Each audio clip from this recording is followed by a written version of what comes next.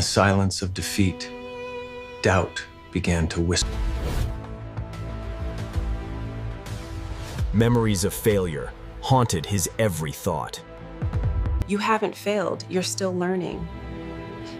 But sometimes, a gentle voice can heal a broken spirit.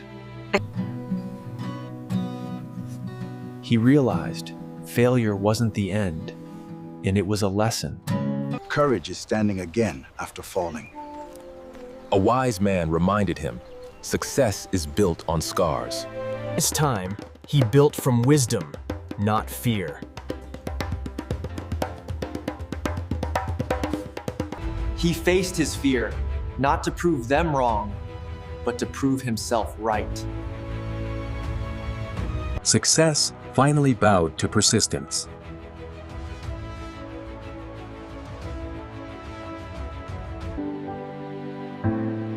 Failure doesn't define you, it refines you. Rise beyond it.